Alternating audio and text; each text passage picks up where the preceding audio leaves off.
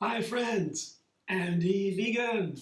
Breakfast time, and I make a breakfast with fruit salad, yogurt and ice cream on top. It's a mango ice cream today, and I have a special fruit salad. It's cherries, raspberries and macadamia nuts.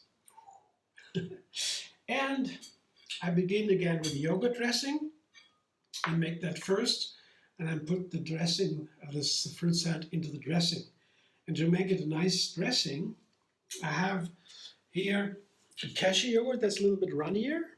Don't need add water. You see that's a little bit runnier. Add some more water when you make it or afterwards. And date mousse to make it a little bit sweeter. And then yogurt has a natural tartness. It's cashew yogurt. I show you in another video how to make it. You find the link under this video. And I also show you in another video, also linked under this video, how to make the date mousse. So the cashew yogurt, you can take any plain yogurt. When you might make it yourself, I just blend cashews with water. Usually I begin with ratio 1:1, water, cashews. And then I also add bacteria or yogurt already made. It's the same, the bacteria are in the yogurt, so when you take the yogurt, you don't need bacteria, of course, because they're already in the yogurt. So I do that, blend it, and overnight the bacteria transform the yogurt into, the cashews into yogurt. They ferment it, and the fermentation makes it a little bit sour. And adding a cashew yogurt with dates, that makes it really delicious for the dressing. So the fruit here, I have raspberries. They're a little bit sour too. They can be very sweet also, but they have a affinity, a flavor affinity, sour flavor affinity. That means if you add too many sour raspberries with too many sour ingredients, it's too much. It becomes too sour.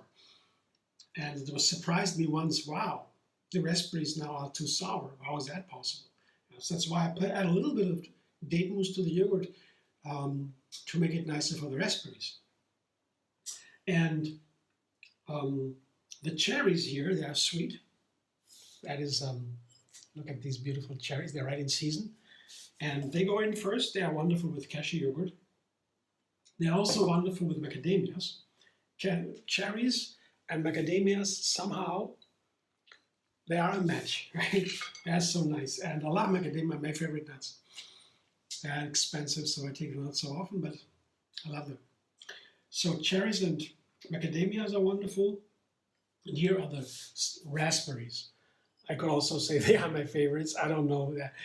All these fruit that the summer is so rich in, they make me really love the summer just for the fruit. And I make these fruit breakfasts. I like them a lot. Just adding some nuts makes it more lasting, and also seeds you can take, make a granola. There are so many ways to make a fruit breakfast. The other way to make a breakfast is mainly a granola, for example, oatmeal or so, overnight oats, for example, or oatmeal. Then you have more carbohydrates, and you don't need that much to eat that much volume. Adding granola has a smaller amount of volume, so it's less food, but it's more intense. And the fruit, they are larger, especially fresh fruit, and you need to eat more to have the same calories and the same nutrients. So in summer I eat more fruit, in winter I eat more granola, but there are all variations, all kinds of fruit and granola, nuts, seed breakfasts. And this is my macadamia, raspberry cherry salad with cashew yogurt, and I make a mango ice cream on top. Yeah, I'll come back in a sec with the mangoes, the frozen ones.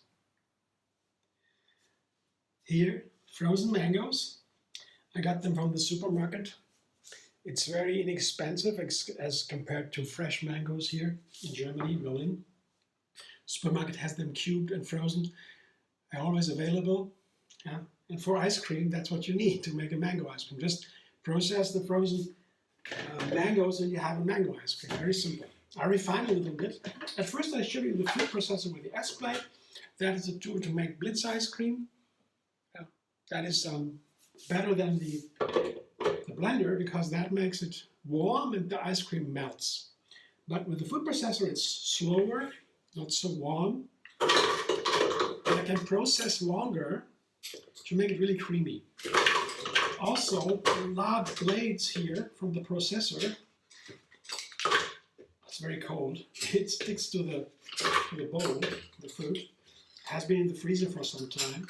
Yeah, to have it quick ready for the video here. But it is important that it's cold because I can process a little bit longer to make it really creamy. I cannot process that long because it melts already, because it's not so cold, the ingredients, then you might have to end up with chunks in the ice cream. And that is not perfect, but it's okay. You can also do that, but it's nicer to have no chunks. And then also I had in the freezer was the cashew flour, the second ingredient here. Cashew flour is as easy as you have an electric coffee grinder. I want to show you this. Stuck a little bit, doesn't matter. I can easily repair. So the cashew flour, you just put it in a electric coffee grinder, a handful of cashews, a small handful. You have your cashew flour. Or you can purchase any nut flour to make it creamy. The cashews are best, I would say. And the date mousse, a small amount, yeah, that is also nice for ice cream. Making ice cream because it makes it creamier and sweeter. And this kind of sweetness is also enhancing the flavor of the mangoes. You never know if the frozen mangoes you get in the store, if they are really perfectly ripe with the sun and so. And they can you enhance the flavor a little bit with the date mousse and lemon juice. You see, it's also frozen. It was in the freezer, just one lemon or half a lemon or so. And the colder the ingredients, the better you can, the longer you can process and make the ice cream creamier. So, blender dance for Blitz ice cream.